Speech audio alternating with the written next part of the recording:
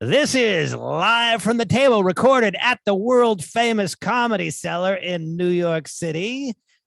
And we are coming at you on Sirius XM 99 Radio. Again, on the Laugh Button Podcast Network. Dan Naturman here with Noam Dworman, the owner of the world famous Comedy Cellar. Periel is joining us again today, as always.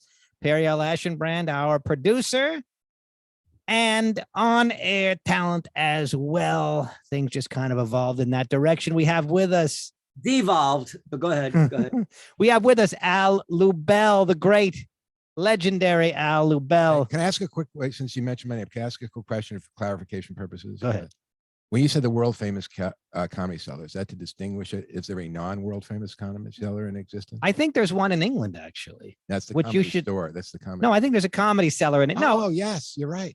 There is a comedy. But I don't think I don't think there has to be a non-world famous comedy cellar to say world famous. Like if I said the very funny Dan Naturman, there wouldn't have to be an unfunny Dan Naturman for me to say the very funny Dan Naturman. So I think logically, I don't think that holds water. That's a good point. We have a jam-packed show. We at least we intend to talk mostly about comedy, but you never know how things are going to go, especially when Noam Dworman is around. Things could take a turn toward the political. We'll see. But we have with us Al Lubel. He joined us a few months ago to talk about his documentary, Mentally Al, about his career in the world famous documentary. Okay, world famous documentary. I didn't realize called Mentally Al, which has been, congratulations to Al Lubel, named the best comedy documentary of 2021 by our dear friend who never has a bad word to say about anything, Jason Zinnemann.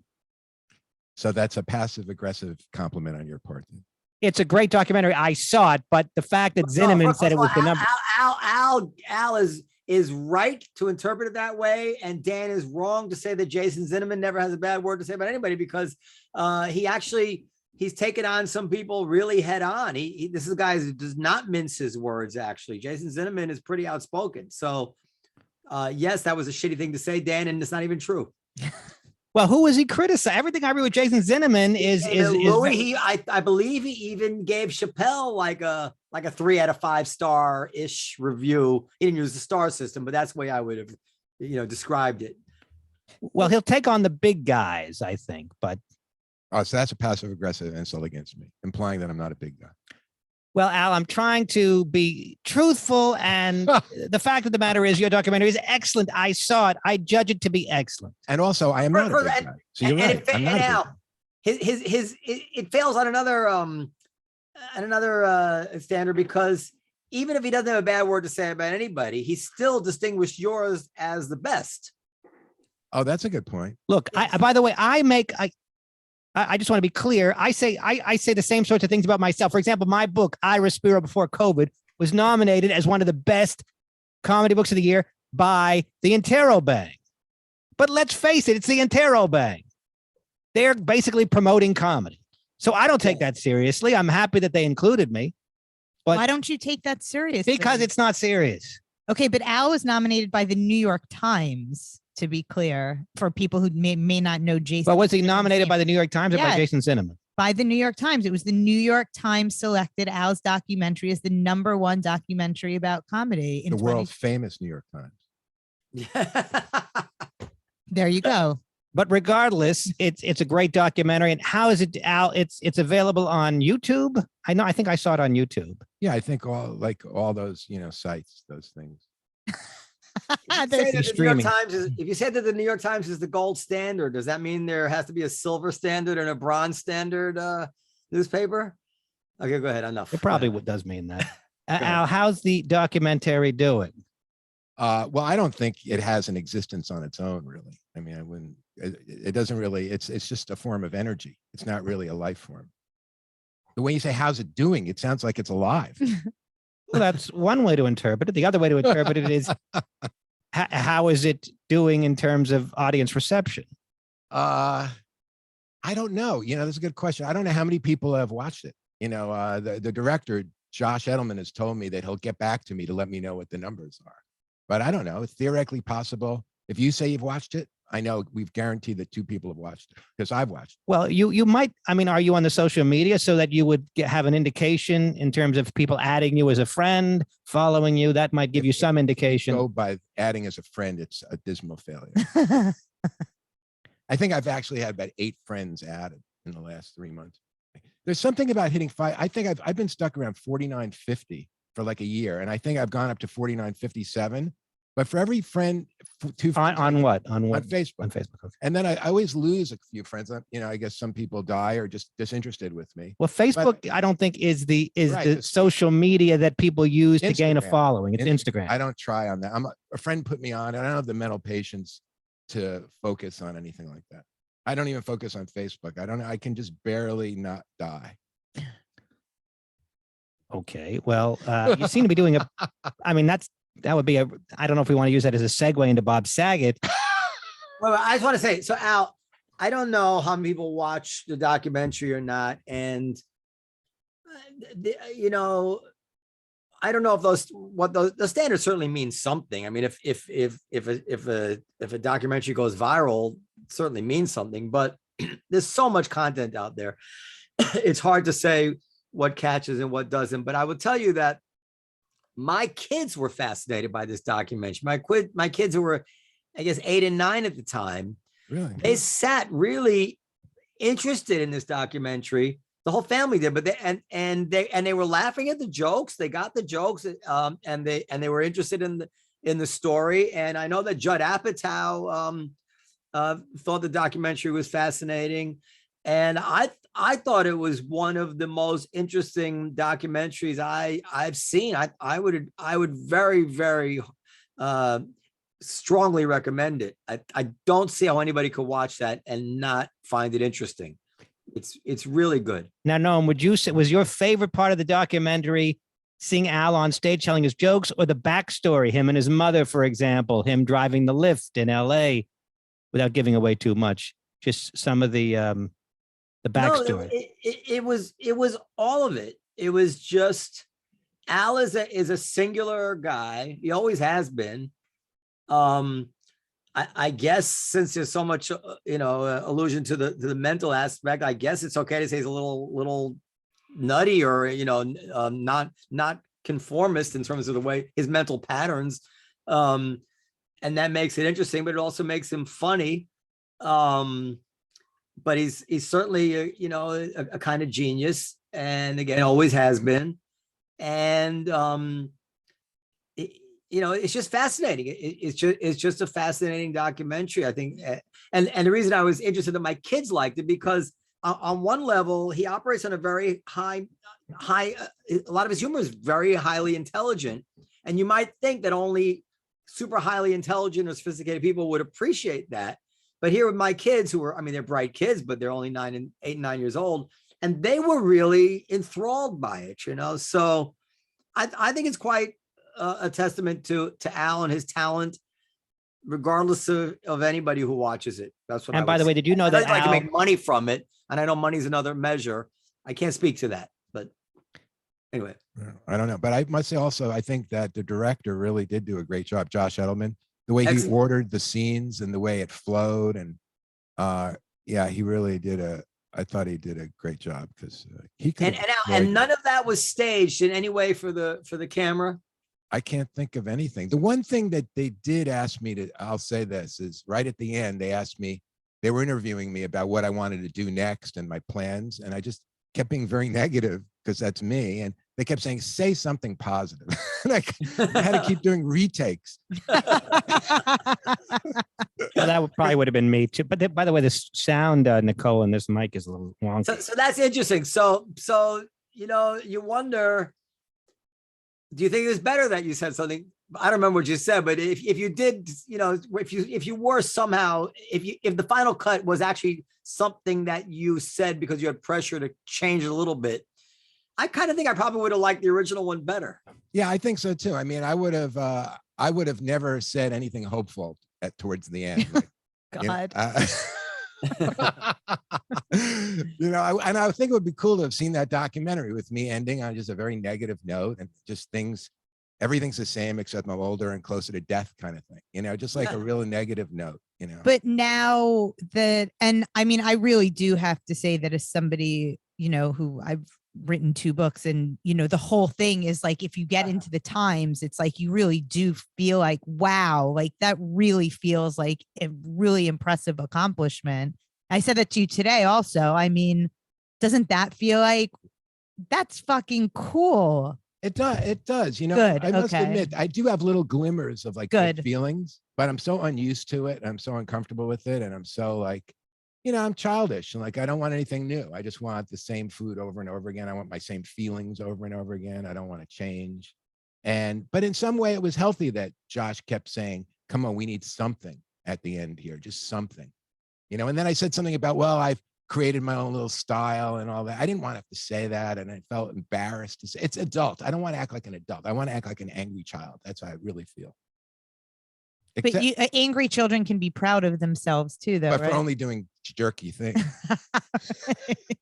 Al, your mental thing, your mental state, is this consistent throughout your entire life, or has it gone up and down in any way? Well, the truth is I do positive things. I just don't want to have to acknowledge it. I don't want to have to say it.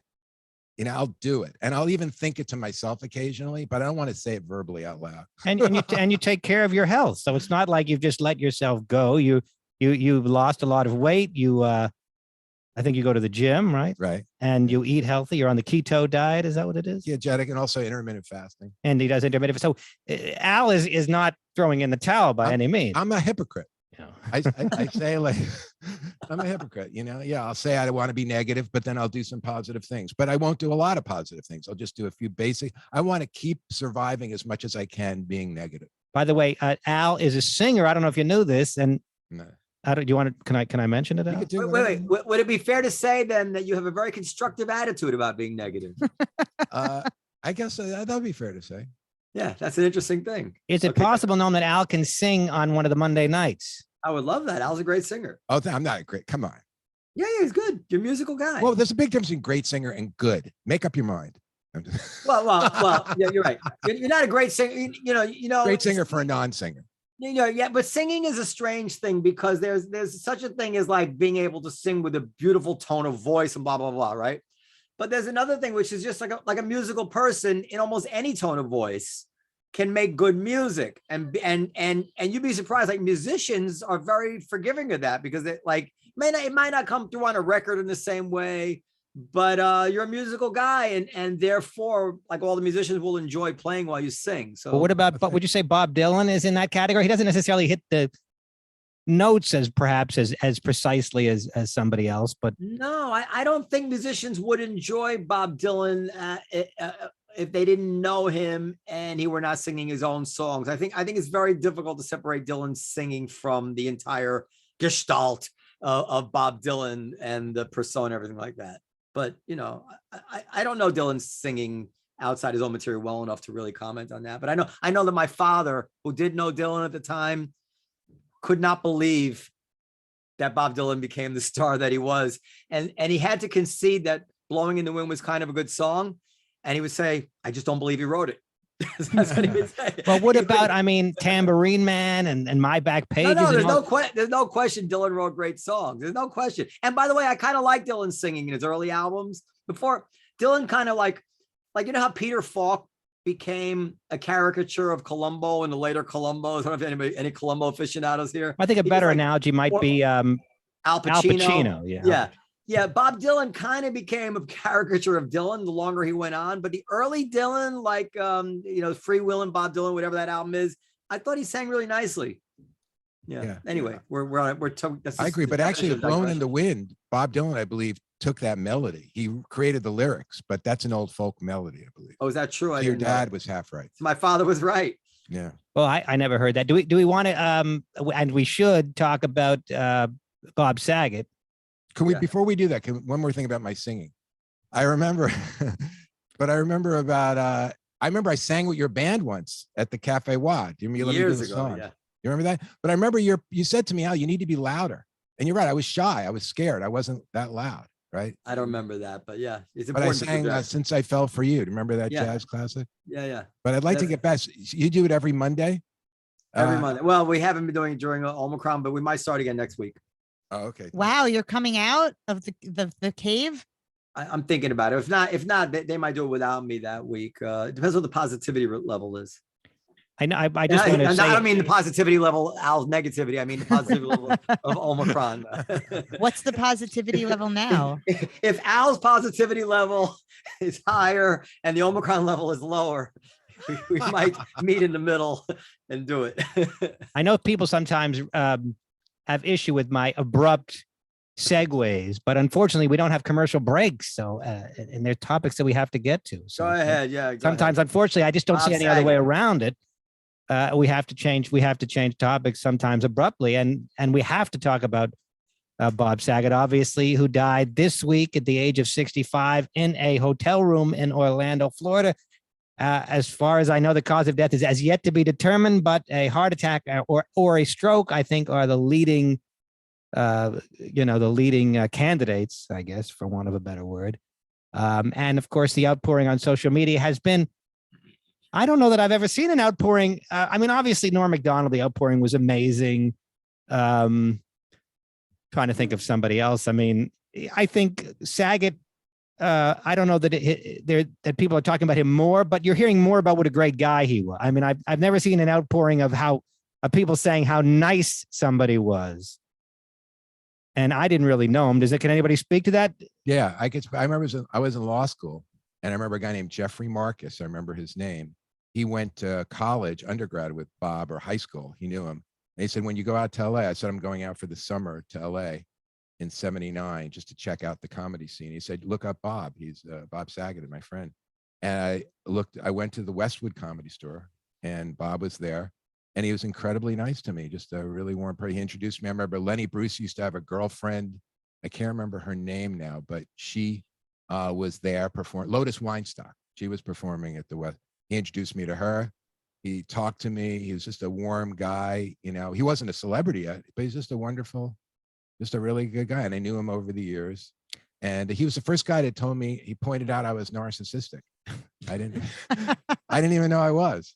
But he told me, really, Al, you're pretty up there, you know, because I spent a week opening for him at San Jose Comedy Club in San Jose. Real nice to me. Was that also in the '70s? I mean, the early mid-'80s. We played racquetball every day. We hung out. But he says, Al, you really have some narcissism issues. I think that people who are nice pre-fame are nice post-fame, generally speaking. And people who are assholes, I mean, I think it accentuates whatever you have. I mean, Noam, is that your experience, or that?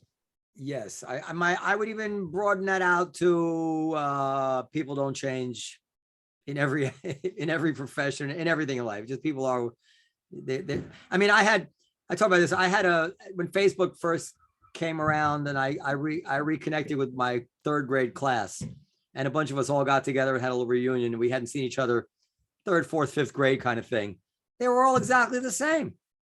Like no one had changed. It was stunning. That's hilarious. Well, there were some people from my high school that really weren't nice, but that are obviously a lot nicer now. That like kind of. Nah, they're probably faking it. There is kind of the 12-step thing where somebody with anger issues like learns to be nice, but you can see right through it, and eventually they crack. Well, I don't spend enough time with them, but well, psychologists say your personality is shaped by the age of 5. Did you know that? That's the theory in psychology. Yeah, I agree with that. So something I posted on Instagram, tongue in cheek, but I think it's worth discussing. I said that we weep that Bob Saget only lived till 65. We rejoice that he never had to work cruise ships, and for me it got a lot of likes. But anyway, the point being is that 65 years of success, 65 years of, now Noam's going to jump down my throat saying, I know the cost of everything and the value of nothing, but he achieved his, I don't know what his dreams were, and I don't know if he achieved his dreams, and maybe he didn't, but I think a lot of comics have to be thinking to themselves, okay, 65 is not great, 85 is better, 95 is better, but 65 and achieved all your goals, or seemingly achieved all your goals, became very, very successful, never had to, as I said, work cruise ships. Al, what do you think of that? Well, my first reaction is I think Bob was really into acting. I think he may have wanted to really be a big time actor. I think maybe I'm just getting that sense from when talking. So maybe that's one dream he didn't get to. Like he was a successful sitcom actor, but he may have wanted to have been a big film actor. I think he might have said that to me. I'm not sure, but that could be something he felt. Narcissists don't listen. So what were you thinking? What's your point, Dan? My point is that it's sad and he only lived till 65, but is that sadder than a guy that lives till 80 and never did anything interesting? But Dan, you're defining life in terms of your goals. I mean, it's nice to achieve your goals. The man has a family. He has children. Without him, children he didn't get to see grow up.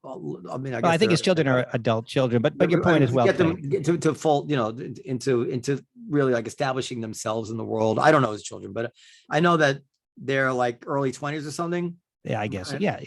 Kind of pieces together. I remember we had to make an exception for one of his daughters one time who was underage. I don't know. That was a few years ago. So, I mean, there's more to life than, Well, I think that his daughters are a little bit older, actually. I think if you asked any, but, yeah, go ahead, sorry. But I mean, he posted something on social media like the day before he died saying that he had just done 2 hours on his new tour and it was such a thrill.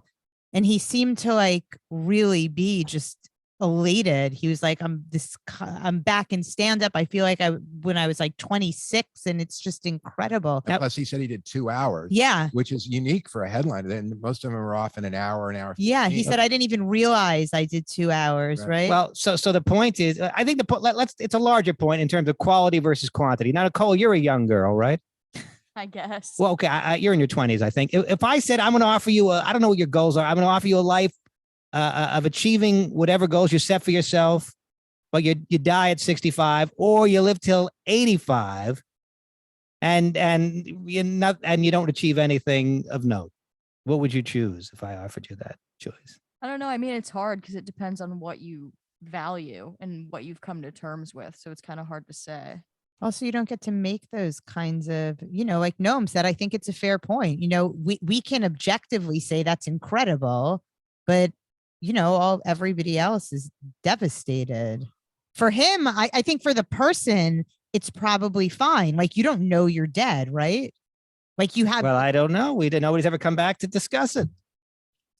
Some people. This is just how time flies because his youngest daughters are already in her late 20s. So this, it's like just seemed like yesterday she was at the cellar, but I guess she's older now. I bet you ask any comedian, can you live till 65 and achieve everything you want, or 85 and you go nowhere? I think a lot of them would take the 65. Now, I think I'd take 85. Honestly, you would take. Yeah, I just want to keep living. Yeah, I'm with Al. I think I'd choose 85. I think at 25, I'd have chosen the 65. At the current age I'm at now, I would choose the 85 because I'm not that far from 65.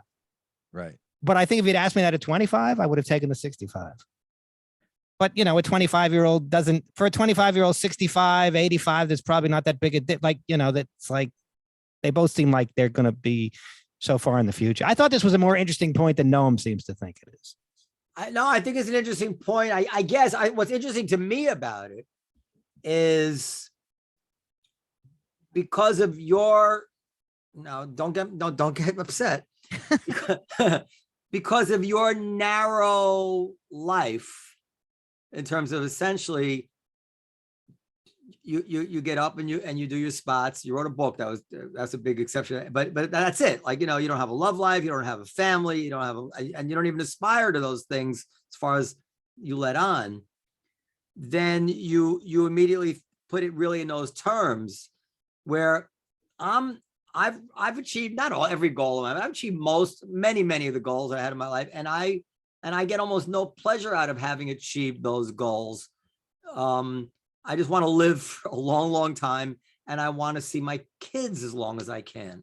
And I think what I'm saying is common for people who have families. Well, but we can also reframe the question. Would you want to live till 65 with a family that you love, or 85 alone? We're still getting back to the quantity versus quality question, which we can reframe. 85 alone. 85 alone. Okay. Let's be honest. Right. I mean, like the question is still valid in terms of quantity versus quality. Yes, yes, yes, it is. And I don't, and it may well be that Bob was happy. He seemed like a happy guy. And usually people that are that nice are happy. I think But- it's incredible to have that many people talk about how wonderfully kind you are and brilliantly funny. I mean, that's really a testament.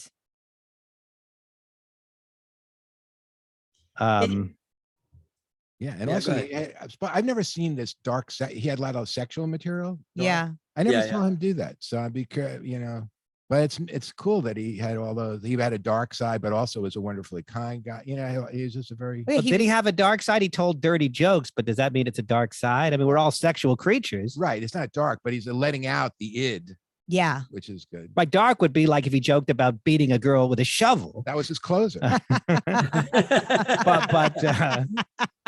But just the fact that he was a sexual being and talked about that isn't dark. Right. Well, he was super, super dirty, like exceptionally so. But I don't see that as dark. I don't see dirty Right, and dark. yeah, as the yeah, same. I agree. Yeah. So But it's not light either. Where would you put dirty?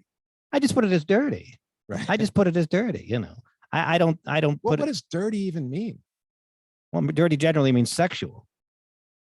Right. Isn't that sad that sexual is considered dirt? Well, you could make that point. Yeah. I mean, Would you agree with that point?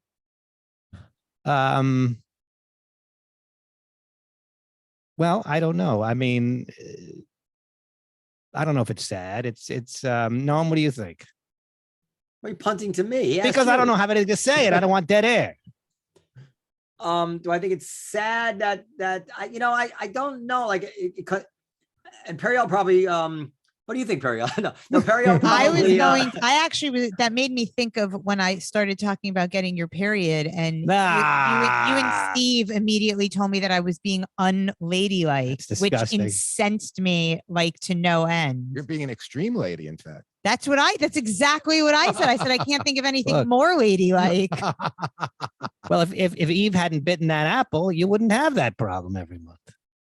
I don't know if it's a problem. That's God's punishment. so there's this song, Wet Ass Pussy, that song, Oh my God. and what? I mean, You don't know that? I do know that. I've just never heard you use And, such and language. like so before. my daughter apparently is aware of this song and WAP and what it means. And that's dirty, right? And then was it sad that it's like, yeah, in a kind of a visceral sense, I feel like, yeah, that's just not, she doesn't need to, it's like childhood is magical and non-sexual, and she doesn't need to know about wet ass pussy songs. I don't know. So Well, maybe childhood maybe I wasn't just a fuddy-duddy. non-sexual. I don't know. Huh? Childhood wasn't so non-sexual for you and that rabbi during your bar mitzvah lesson. I told you that in confidence, Dan. Oh, I think you talked about it on the podcast. You did. You talked about it on the air. No, for those, nothing actually happened. A rabbi did attempt to have his way with me, but it didn't happen. But he did try. That's out fucking outrageous. Yeah, during Yeah. a bar Well, mitzvah. how unsexual is childhood these days, where you can go online and see everything and hear everything and research everything? It's a big problem. Now, you have a young kid. Are you able to keep?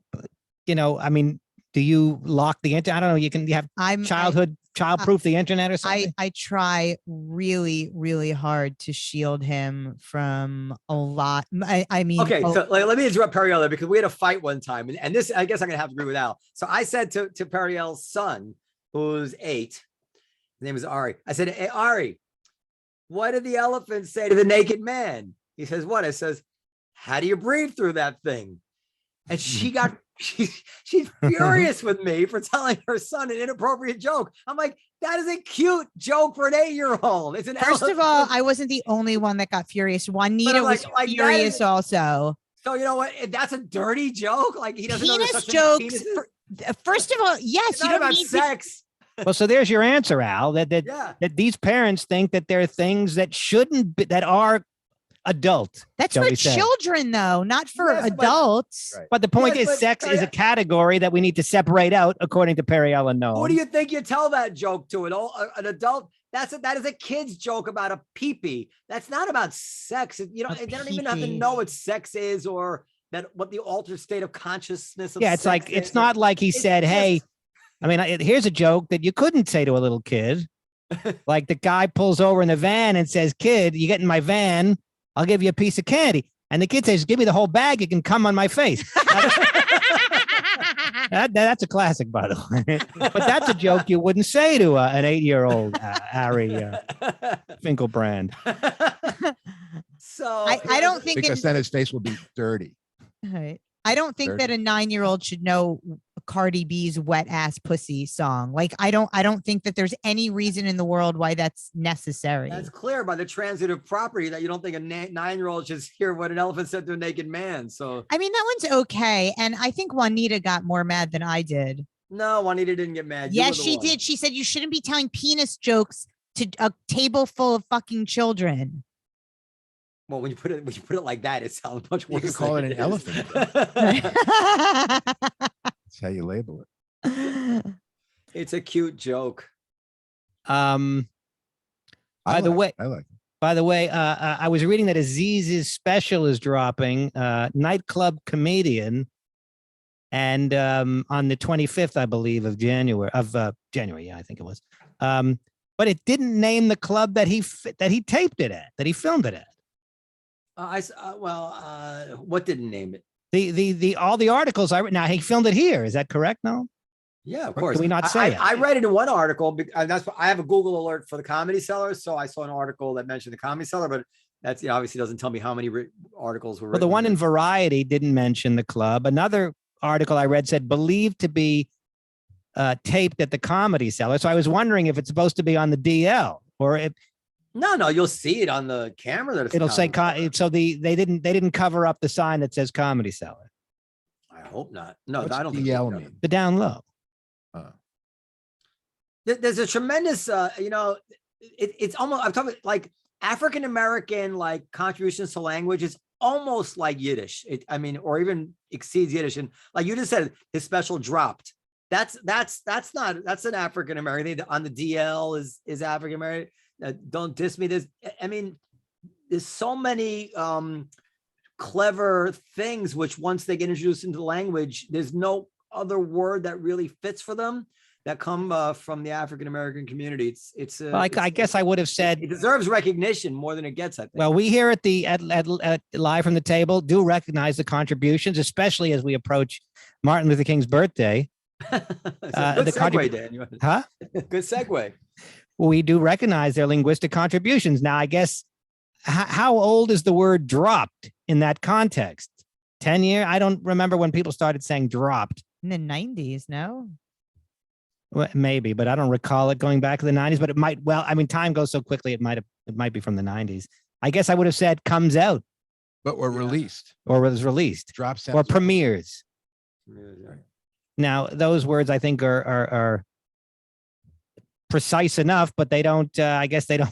They're not as fun as dropped. Well, drop sounds cool. I'd personally be embarrassed to say drop. I don't feel that cool, so I would hate to say if I dropped something. I feel like I'm kidding. Well, yeah, I think if a drop a special bag, drops, food. you have to be at least under 50, Right, for something to drop. Well, I could drop dead. I think, well, in 2004, Snoop. you wouldn't say that Dogg's- Woody Allen's new movie is dropping. Right. No. 2004, Snoop Dogg's released Drop It Like It's Hot. I don't think No. that's what it's from. But Anyway, whatever. There's somebody should make a list of all these terms. I bet you like things we don't even realize, like groovy and well, your groovy probably was originally. It sounds so white though, groovy. I associate groovy with Greg Brady, so I don't know if it Now- was originally black and then the Brady Bunch. cool for sure. Cool, man. That's cool. We should get that Scrabble guy back here. Well, and do like a he whole- he may not know etymology. He just knows a lot of words. Cool might have started in the 50s, like maybe with Dobie Gillis. Remember Dobie Gillis show? No one heard of Dobie Gillis. He was Yeah, like a yeah. beatnik. The guy, his co-star was the guy from Gilligan's Island. Bob Denver or Bob Denver. So Noam, are you excited about the publicity that might be garnered from this special that is going to be Can I featuring say your one club? more thing about this linguist sorry. thing outside? Because just to have the you couldn't explain it that everybody would get it. That to say when something is really good, we're going to say that's bad. That's bad, man. Like that's very deep in a way that all humans get. Nobody says, what the fuck's the matter with you? Why would you say something is good is bad? But that's just, it's interesting, you know? Well, if I can say, if I may bring up an analogous, Publicity, I love publicity. Yeah, it'd be great. an analogous French Yeah. term, pas terrible, and my pronunciation is horrible, I understand this, Yeah. Means not terrible, but is often used to mean not great. So if I said that my set n'était pas terrible, it wasn't terrible, that can be used to mean it's not great. So it's the same thing. It's not terrible, meaning not too great. So terrible to mean great. So it's analogous. I don't know if they took it from us or if that's sort of natural kind of thing that linguistically people do. I don't know. Say one word to mean the opposite word. That sounds like the opposite of what we're saying. No, it's not the opposite. Pas terrible means Not terrible. And it's used to mean not great. So if I say, how's your hamburger? Pas terrible. Again, the pronunciation is awful, but how's your hamburger? Not terrible would be used in that context to mean it's not very good. But they both sound like so-so to me. Not terrible, not great.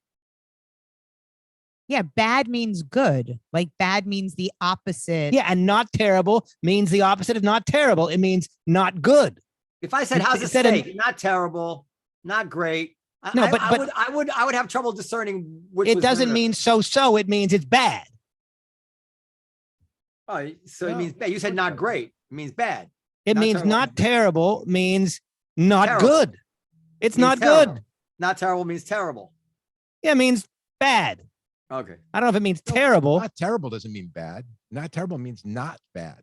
Not terrible. Yeah, Yeah, but that's not it's what not not terrible bad. means in French slang. It would mean it's not good. It's not. good. It's You- Nicole, can you help me out here? Are you understanding what I'm saying? I get it, Dan. As someone who doesn't speak French, I believe you that there's something there. Well, I think it's pretty much But the as exact same someone who thing. speak as since we all speak jive, I think you understand what I'm saying. Yes, I didn't need subtitles in Airplane. You know, Yeah, for the record, remember that's that what- scene. That was an airplane reference. for our younger viewers may not remember a scene in the movie Airplane. They had black people talking with subtitles. Yeah. So you have Okay, so you're anyway, losing yes. Al, Dan, talk about him, please. Well, do we have more questions for Al? I did want to talk about the comic strip very quickly. Go ahead. The comic strip apparently one of the clubs here in New York posted something on Instagram, posted a picture of their club, and underneath it said with an American flag, and it said hashtag freedom, hashtag F mandates, hashtag enough already, and hashtag Nuremberg. Well, they spell it Nuremberg. with an N. They spell it with an N, Nuremberg. But anyway, so they since have removed the hashtag, the hashtags from that post, and it's just a picture of the club. But there was some controversy. I mean, it didn't make the front pages of the New York Times, but it got It's called some. anti-Semitic. They called the post anti-Semitic. Some have called it that because it said hashtag Nuremberg, Yeah, but it's comparing the vax mandates to the Holocaust, which a lot of people have done. People have worn Jewish stars to compare, and people have said that this is anti-Semitic. There's a big thing on well, Instagram right now of these people who are shaving their heads and holding up pictures of like yellow stars comparing themselves to Right, and people see this as anti-Semitic, and Noam, you've made the point that it's kind of the opposite of anti-Semitic.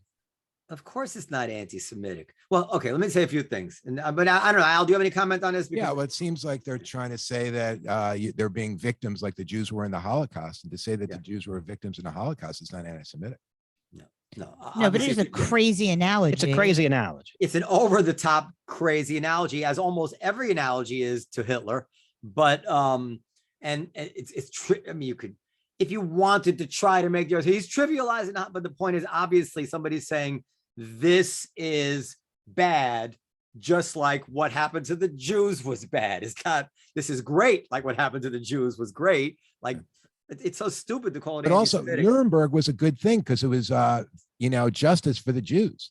No, That's you're right. thinking of the Nuremberg. Trials. Yeah, this is the Nuremberg Nuremberg Law, laws. Nuremberg laws. which preceded. Well, a little history lesson is in order. The Nuremberg laws were instituted in the 30s, I believe, and they discriminated. They said like Jews couldn't be doctors or Jews could only marry Jews, this sort of thing. Oh, But Little did they know. But here's what I find interesting.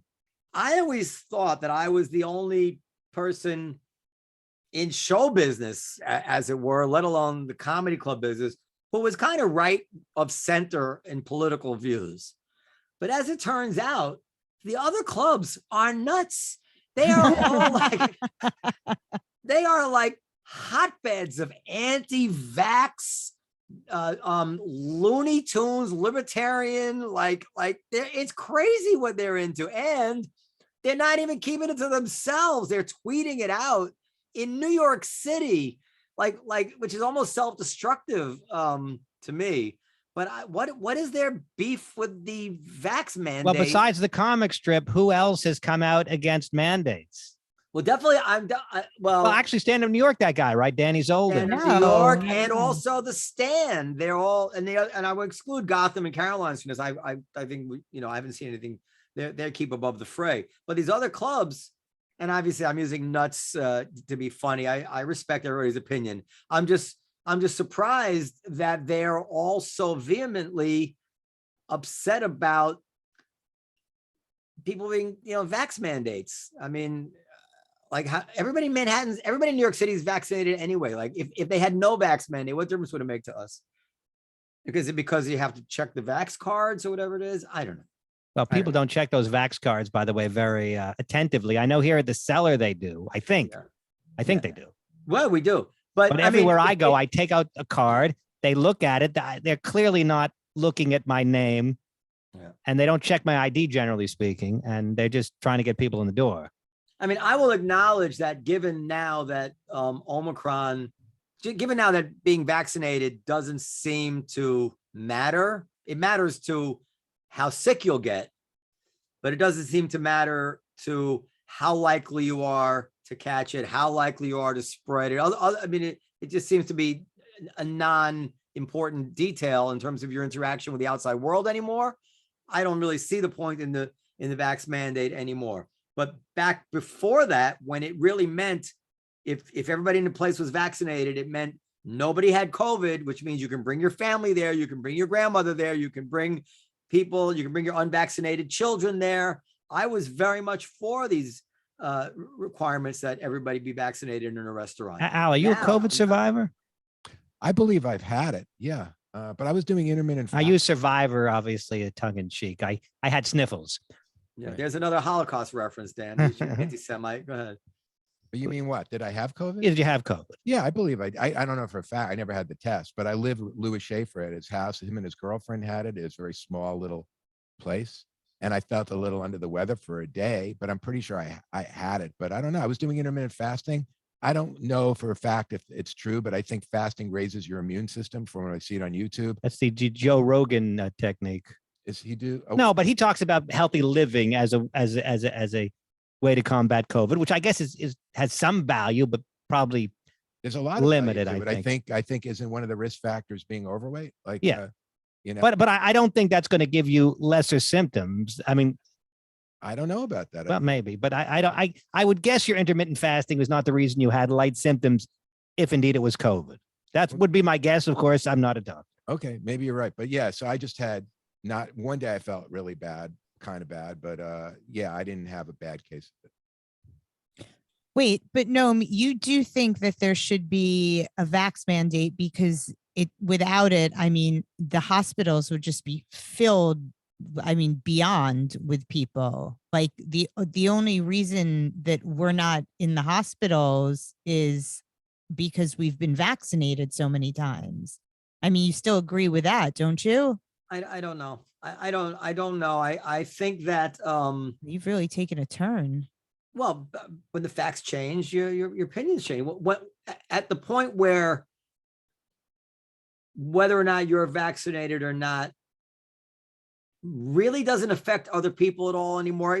Leaving aside the hospital issue for a second, but Well, you can't though. That's critical. Just leaving it for. I said for a second. Let's just dispose of everything. Let's leave it. If the hospital is the only issue, then we can focus on that. So before, it meant that you weren't just going to keep yourself healthy. It meant you were going to keep your grandmother healthy. It meant you keep your children healthy. It meant that you were doing your part for society.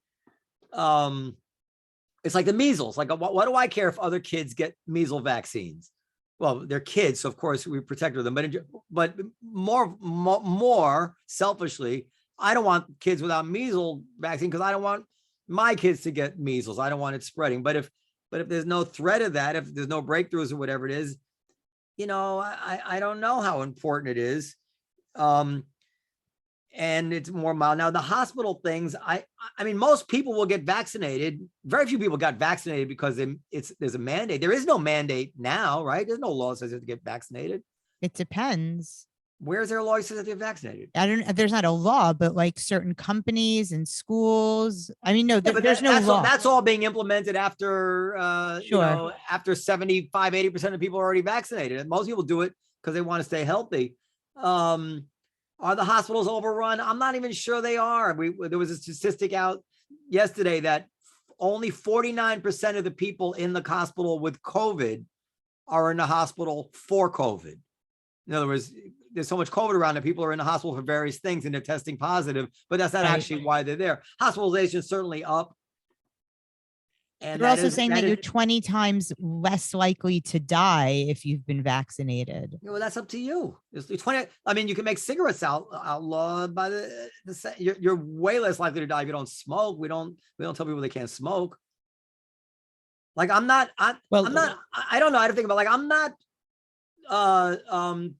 terribly or drinking. I'm not terribly crazy to tell people what they have to do and don't have to do, especially when it means taking an injection of a substance into their bodies, which for people who care about a woman's, like people are right to my body. Oh, well, for the love of God. Are you really I'm serious? What is it? No, I'm serious. Like, what does it mean to have a right to your body? Well, if a right to your body means yes, but it's not just your own body, it affects us all. Well, then, there's a compromise. But if like you don't get the vaccine and you might die of a disease and it doesn't affect me at all, and it means having to, like, in the end, like maybe it put you down on a table, strap you down and give you a shot at the extreme, or, the law in the end means at the point of a gun kind of, or at the point of your liberty. I don't know if I support a mandate. I mean, I believe in some freedom to not take, especially people who are younger, who have almost no risk of dying. Well, it's a balancing act. You have to look at what the effect is on others versus your bodily autonomy and and which is what the Supreme Court did in Roe versus Wade. They balanced it out. They said, well, women should have bodily autonomy, but a fetus is not nothing. So what we're going to do is we're going to say states have a right to restrict abortion after the first trimester, but we're going to say that in the first trimester, they have no such right. Hold on. This is my daughter, Mila. Come here, sweetheart. Come here. Whether you agree with that or not, that's what the Supreme Court did. Hello, Mila. Hi, Mila. Mila, what did the elephant say to the naked man? I can't. I'm not gonna say that. You're not gonna say, okay, good girl.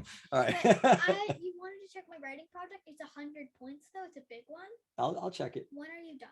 I'm almost finished. She wants me to check her writing project. I'll check. You want to check my writing? Yes, I want to check. But Mila, come meet Al Lubel. I'm told you're a fan. Who? She doesn't remember. We saw that documentary about the comedian. I can remind her about it. It was almost like 8 months ago. We all watched it. I don't want to describe it. We all watched the documentary. He says his name a lot. Comedian who had like mental issues. I think so. Yeah.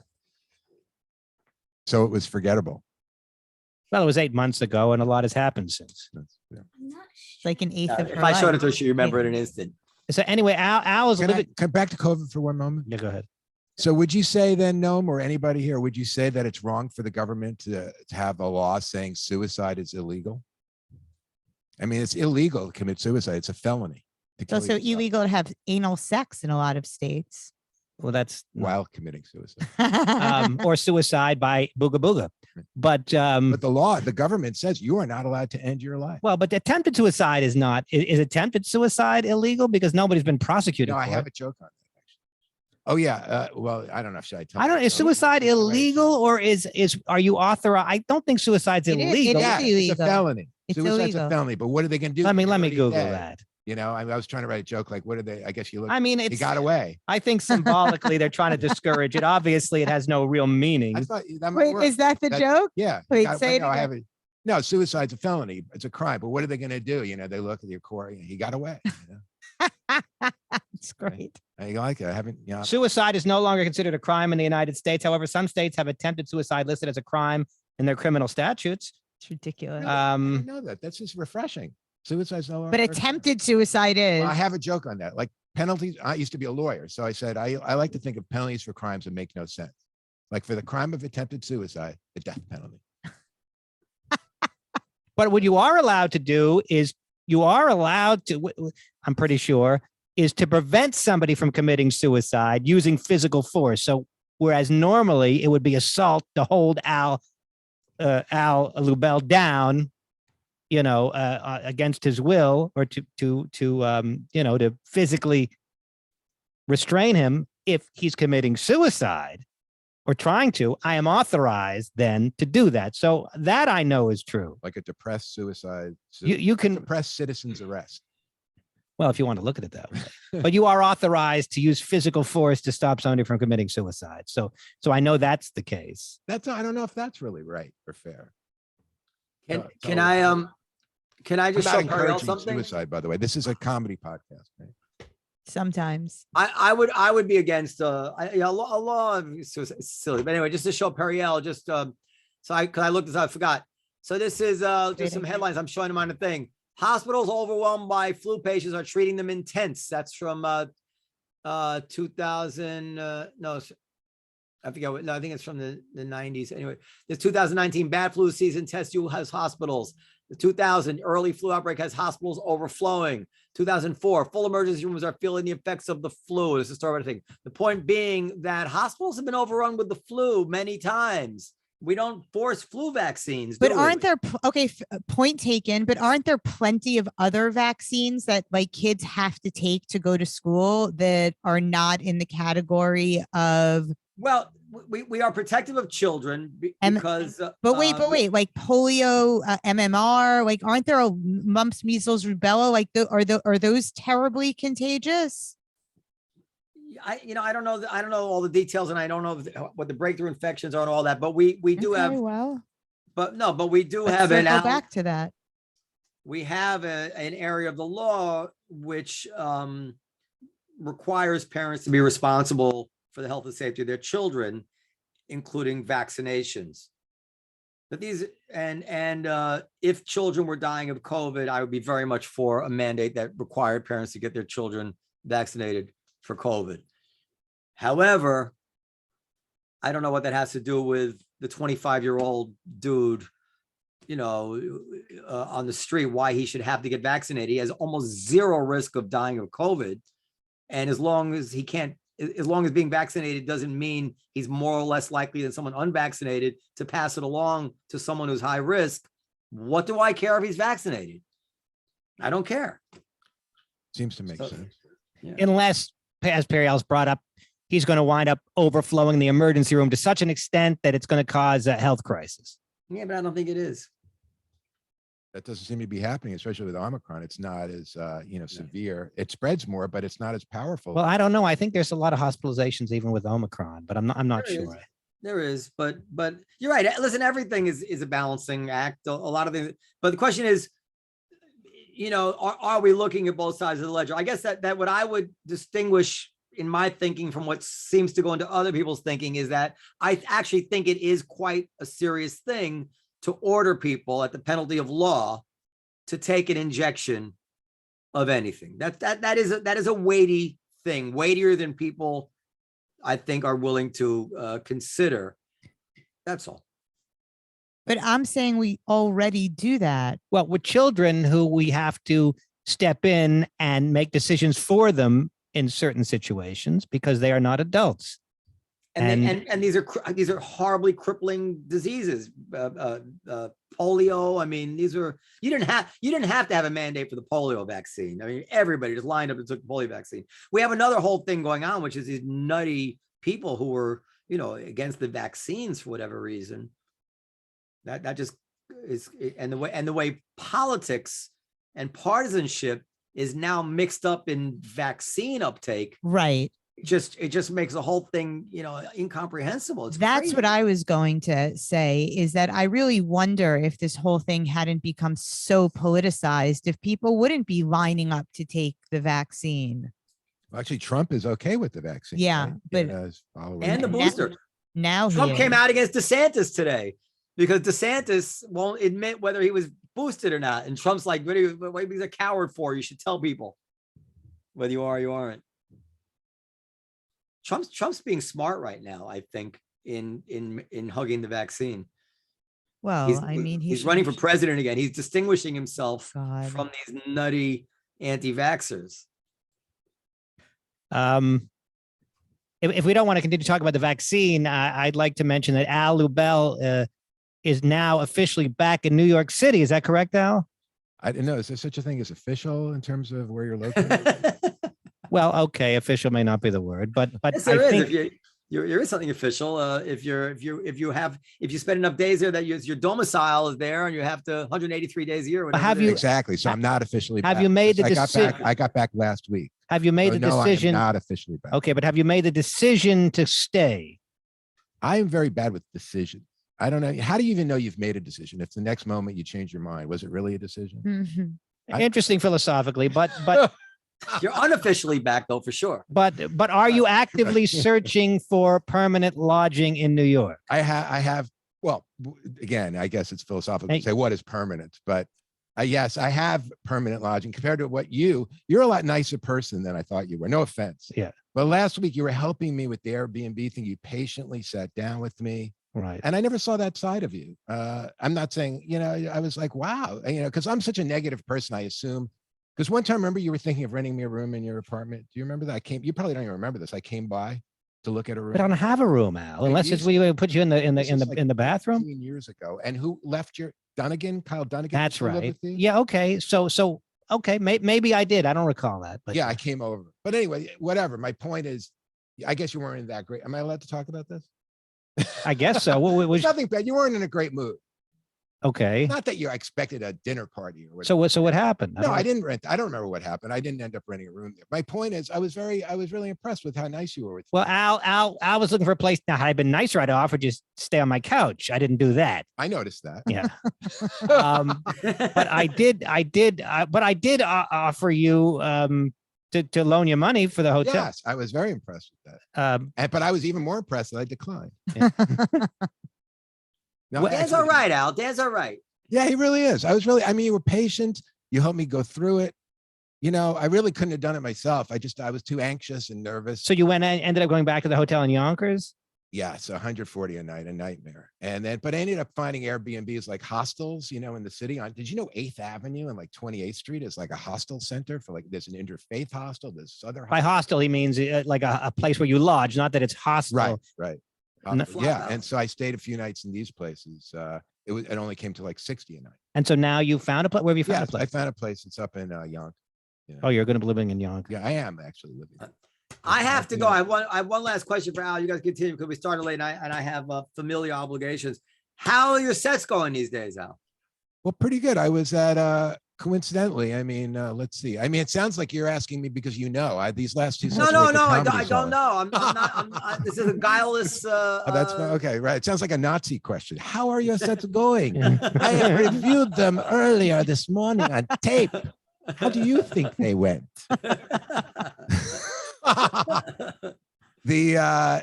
Actually, ironically, there have been Comedy Cellar sets. There was Monday night at the other one. What's it called? Pussycat. Village Underground. I want to write some joke about the Comedy Cellar at the Village Underground. The cellar at the Underground. It seems to duplicate. Two with the same thing should explode into a positive, like an above the roof thing. Like a physics joke. The cellar underground. It's like it's too much underground. The cellar at the underground. I mean, It's not terrible. really- That's not terrible, Al. Maybe there's something there. Right, that's right. Which means that means it's no good. That's right. But they have been actually going well. I've been getting more. I'm actually find myself in LA. It's just hard to get stage time, and also, I don't even have the interest in it. I got to get in my car and drive there. There's something about the energy in LA. I don't even want to perform. But here, there's something about the energy, and I actually find myself thinking about my jokes during the day. because I've actually performed at night. So I think they are going better. I'm getting more confident. It's like other comics have said this. In order to be a comedian, you actually have to be doing it. Yeah. And I'm doing it more here. So I feel it's going better. Well, I'm gonna go. I'm a big fan. I always have been a big fan, and I think you're a big talent. And I know you have your ups and downs, but I really hope that it works out. And I hope you do great, because I'm happy. I'm really happy that you're back. Can I just give the audience a teaser of one of my favorite Al Lubel jokes? He goes on stage and says, "I'm Al Lubel. Al Lubel." He repeats his name over and over again, like a lunatic. And then he says, "You know what's funny is the more I say I'm Al Lubel, the more you're thinking, who is this guy?" That's a little teaser. I hope you don't mind, Al. No, We can cut it out, but I want to give the Oh, people. wait, Al, go ahead. Tell. What do you remember about this guy? Say it. He did the thing where the heart stop and you don't die thing. Say Oh, it. thank you. Yeah. You Your heart see? beats, it beats, it beats. Your heart stops and you don't die. Very good. Thank You you. see that? Thank you very remembered much. I'm glad. That's him. Thank you. I hope you we that, continue Joanne. not to die. So, I thought he meant the joke about the airplane where the guy has a heart attack. No, he's talking about your heart beats, it beats, it beats. But what's it doing in between? Beat, non-beat, beat, non-beat, beat, non-beat. If you died the second your heart stopped beating, everybody would walk around like, because my joke is like, you don't die the second your heart stops beating, because your heart's always stopping beating, because it beats non-beats, beats You're right. non-beats. And Right? That's what it is. He's talking. Yeah. yeah.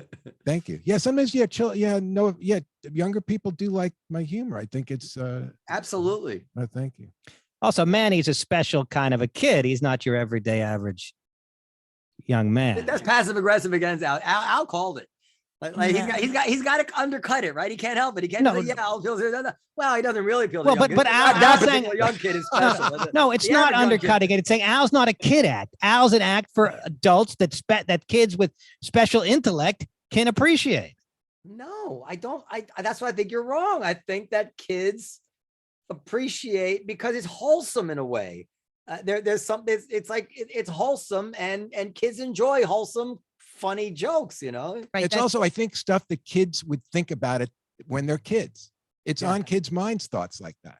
Yeah. Because yeah, I yeah. think I don't know what I am. I think I have a tendency to keep thinking like a kid because I never wanted to grow up. So maybe I'm still connected a lot to Right. kid thoughts. That's interesting. All right, I have to go. I got to proofread my daughter's assignment so I can get a good grade tomorrow. Okay. Bye. All right, bye. Now we're going to probably wrap it up anyway, No, do it. That's fine. Okay, bye. but we'll wrap it up without. That was the great Noam Dworman. He's coming at us via Zoom. Did we mention that he was? They probably could figure it out anyway because maybe the sound was a little bit less Yeah, the clear. I don't know. sound is okay. But Noam is in hiding, is in COVID quarantine. I mean, he doesn't have COVID. He's trying to avoid COVID. So he has not been coming in. So he did mention that he might come in Monday for the music. I hope he doesn't immediately get Omicron. Al, what would you sing if you could sing on Monday with the band? Yeah, that's how could you expect me to answer that right now? I mean, you just asked me, and within 1 second, I'm supposed to come up with an answer. Well, a lot of people that are singers have songs that they really like to sing. I'm not a singer. I can sing, I guess, in some. But you cases. I said to wouldn't me call you myself a you I never like to said I am sing. a You wanted singer. to sing with the band. Did I ever say I'm a singer? Okay, but if you want to sing with the band, perhaps you have something in mind to sing. Perhaps this song, okay, a duo. I haven't rehearsed it, but I'd like to sing this song. There's an incredible duo with Peter Weller. I only learned about him because I lived in England for a few years. He's a big British singer. And Amy Winehouse, who everyone knows. They do a duo of an old blues standard from like the 40s or 50s called Come Back to Me or something like that. Don't Go to Strangers. I encourage people to watch. Jules Holland is a famous English producer. It's the Jules Holland Band. This incredible, like 60-piece. Da, da, band. da, da, Well, da. not in that style, Okay. but but it's this magic. To me, it's magical watching the way the camera moves around. You see these different band members and these two unbelievable singers sing "Don't Go to Strangers." It's Well, just I'll take a unbelievable. listen. But I'd like to sing. That's my fantasy, to do both their parts, Oh, Winehouse and Weller, to sing that song at Gnomes. But I'd have to rehearse that. I don't think it'd be ready by Monday. do you know that song, Nicole? You're a very young person. I do not. I have to say I'm not necessarily into jazz or that kind of shit. I You know, wouldn't I call like it, I don't like jazz because it doesn't have a melody, usually jazz. But I would call this blues. Blues can have a good. oh this has- blues, sure, This blues. has Yeah. a beautiful melody. Da-da-da-da. That's not the song. But Okay, this that's why when I has- think of blues, I think of da-na-na-na. You think of strippers when you think of blues, old strippers. I think of burlesque acts. I think of an old black guy going to Dan. I ain't got the blues. You know. There are other songs. All right. Thank you, Al. We're glad you're back. We hope you stay back. Thank It's you. good to see you. Thank you very much. You know, now you might have noticed we have a comedy table where all the comics sit downstairs at the Comedy Cellar at the Olive Tree Cafe. Right. I almost never sit there Yeah, I don't. because there's only so many comics I get along with. But Al is a comic with whom I get along. It's good to have him back for that reason. Oh, thank you. I don't sit there either because I don't really know a lot of the comics since I've been gone. So I don't feel that comfortable sitting there. But I've sat with you. I've only been there like. And I helped you with the Airbnb. Thank you very much. How'd you like this episode, Nicole? It was great. Do you think so, or are you just kind of humoring me? No, I'm not humoring you at all. You did a great job. What now of the following topics, what did you like the best? Bob Saget, Al's documentary, or the COVID stuff? I can definitely say COVID's in last, but the other stuff was very interesting. Okay. Does she sound sincere to you, Al? Yeah, she said. But how many other times has she said great? And She not always bad? says great. Yeah, because what she's not going to go on the air and be like that. but episode that's sucked." fine. That's fine. I don't care. She doesn't have to say it's not what she's saying, it's how she is saying it. I mean, my voice really doesn't leave this tone ever. I could be having the time of my life. And that's why you're Sound like this. impenetrable. Yeah. But I am having the time of my life. So just know that. But have you ever said sometimes it's great in the same? You always say in the same tone, but you didn't really mean it. Maybe. Not today, though. I had a good time. No, I know you didn't. Okay, not today, but other times you might have. I can attest to the fact that Nicole liked this because she likes the comedian episodes the best. She likes those. She much prefers those. Nicole, correct me if I'm wrong, to the, sort of science or journalist guests that we have on, as do I personally. I love the comedy. Well, I think both have Episodes. their place, but I think Noam gets a little too into details that I think he goes a little too deep. Anyway. Actually, I'm not kissing his ass, but I remember being impressed with how he could logically think of things and I'd like analyze all the points and a very professorial approach. He's a bright guy, no question. We will see you next time. Periel Aschenbrand, you can find her books On My Knees and The Only Bush I Trust Is My Own on Amazon.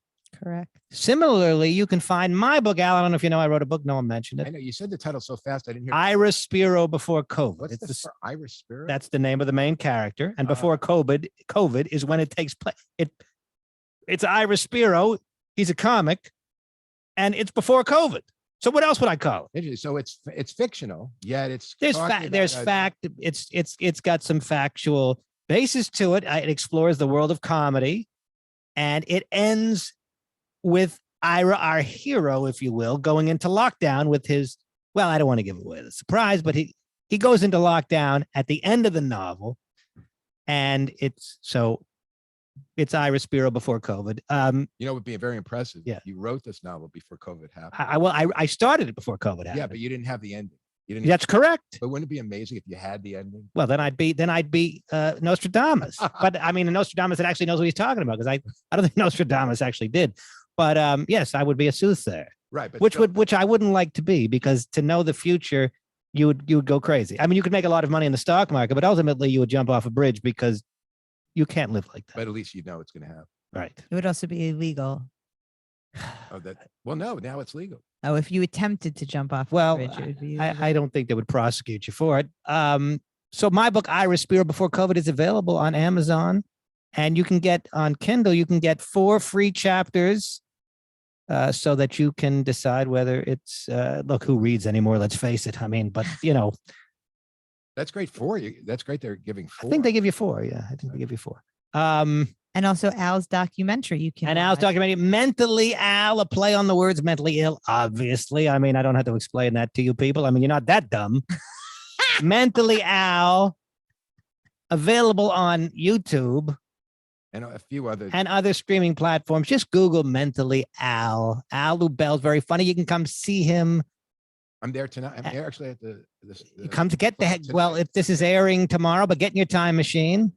and come back to today and see Al Lubel. He's also performing at the Blue Note Cafe, an evening of jazz with Al Oh, Lubel. wait, actually, it's airing tomorrow. I made that up, by the way. I will be at the Cellar Friday and Saturday. Okay. What's that room? Fat Lady something or other? The Fat Black Pussycat. Okay, I'll be there Friday and Saturday. Friday and Saturday, The fat lady. there probably tickets available. Normally we're sold out, but and then it's winter and it's COVID, so sometimes there's available seats anyway. Shows are good, whether Al's on them or not. But but it's obviously a special treat when he is. I only said Fat Lady because isn't there a phrase with the opera ain't over until the Fat Lady? In basketball, there's opera. It's not over to the fat ladies. sing. That's correct. Yes. Thank you, everybody. We'll see you next time on Live from the Table.